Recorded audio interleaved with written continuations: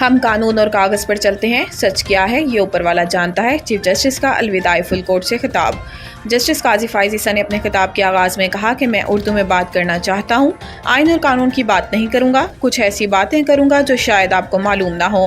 انہوں نے کہا کہ سب سے پہلے شکریہ اللہ تعالیٰ کا جس نے مجھے منصب عطا کیا، ان کا بھی شکر گزار ہوں جو آج یہاں تقریب میں موجود نہیں۔ انہوں نے کہا کہ شکر ہے میری اہلیہ آج موجود ہیں اور انہوں نے خود میری تعریفیں سن لی ہیں۔ شکریہ چودھری افتخار کا جنہوں نے مجھے بلوچستان ہائی کورٹ کے لیے چنا۔ بلوچستان ہائی کورٹ میں کوئی سکھانے والا نہیں تھا، میں نے وکلا ہی سے سیکھا۔ 16 سال کی عمر میں تھا جب میرے والد کا انتقال ہوا۔ میری دادی پڑھی لکھی نہیں تھی لیکن اپنے بچوں کو بہترین تعلیم دی۔ میری والدہ نے کہا کہ پہلے ڈگری کر لو پھر جو مرضی کرنا۔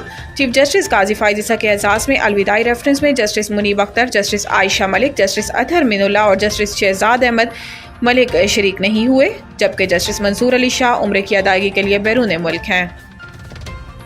چیف جسٹس فائز عیسیٰ عدلیہ میں مداخلت پر ملی بھگت کے مرتکب رہے۔ جسٹس منصور علی شاہ نے رجسٹرار سپریم کورٹ کو ایک اور خط لکھ دیا جس میں انہوں نے کہا کہ دنیا بھر میں جانے والے چیف جسٹس کو الوداعی تقریب دینے کا رواج ہے۔ جانے والے چیف جسٹس کو خدمات کی الوداعی تقریب میں سراہا جاتا ہے۔ اداروں کی طرح افراد کے میرٹس پر روایات انحصار کرتی ہیں۔ سابق چیف جسٹس ثاقب نثار نے اپنے آئینی کردار کی حدود سے تجاوز کیا، اسی سبب جسٹس ثاقب نثار کے ریفرنس میں شرکت نہ کرنے کا فیصلہ کیا۔ جسٹس ثاقب نثار کے ریفرنس میں نہ جانے پر 17 جنوری 19 کو خط میں وجوہات بتائیں۔ جسٹس منصور علی شاہ نے خط میں لکھا کہ میں نے اوور اسٹیپنگ پر سابق چیف جسٹس ثاقب نثار کے ریفرنس میں بھی شرکت نہیں کی تھی۔ چیف جسٹس قاضی فائز عیسیٰ کا ریفرنس بھی اٹینڈ نہیں کروں گا۔ چیف جسٹس پاکستان قاضی فائز عیسیٰ کے لیے الوداعی ریفرنس میں شریک نہ ہونے کی وجوہات بیان کی ہیں۔ اپنے خط میں جسٹس منصور علی شاہ نے کہا کہ چیف جسٹس نے شرمناک انداز میں کہا کہ فیصلوں پر عمل درآمد نہ کیا جائے۔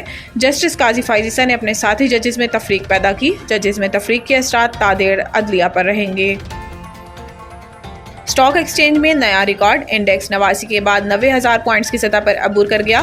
جمعہ کے روز بازار حزس میں کاروبار کا آغاز ہوتے ہی 659 پوائنٹس کی زبردست تیزی دیکھنے کو ملی، جس کے نتیجے میں KSE 100 انڈیکس ملک کی تاریخ میں پہلی بار 89,000 پوائنٹس کی نئی بلند ترین سطح بھی عبور کر گیا اور 89,596 پوائنٹس کی نئی بلند ترین سطح پر آ گیا۔ کاروباری ہفتے کے آخری دن اسٹاک مارکیٹ میں تیزی کا رجحان جاری ہے اور سرمایہ کاروں کے اعتماد کی وجہ سے 1200 پوائنٹس کی تیزی کے ساتھ انڈیکس مزید بڑھ کر 90,146 پوائنٹس کی بلند ترین سطح پر آ گیا ہے۔ ڈی چوک احتجاج، علیمہ اور عظمیٰ خان کی ضمانت منظور، رہا کرنے کا حکم۔ انسداد دہشت گردی عدالت اسلام آباد نے بانی PTI کی بہن علیمہ خان عظمیٰ خان کے خلاف ڈی چوک احتجاج کیس میں ضمانت کی درخواستیں منظور کر لی۔ انسداد دہشت گردی عدالت اسلام آباد نے عمران خان کی بہنوں علیمہ خان اور عظمیٰ خان کو رہا کرنے کا حکم دے دیا۔ عدالت نے 20-20 ہزار روپے کے مچلقوں کے عوض عمران خان کی دونوں بہنوں کی ضمانتیں منظور کی ہیں۔ انسداد دہشت گردی عدالت کے جج ابوالحسنات ذوالقرنین نے علیمہ خان اور عظمیٰ خان کی رہائی کی رکار جاری کر دی۔ رہائی کی رکار لے کر PTI وکلا جوڈیشل کمپلیکس سے جیل کے لیے روانہ ہو گئے۔ یاد رہے کہ تھانہ کوہسار میں درج مقدمے میں علیمہ خان اور عظمیٰ خان 4 اکتوبر سے گرفتار تھیں۔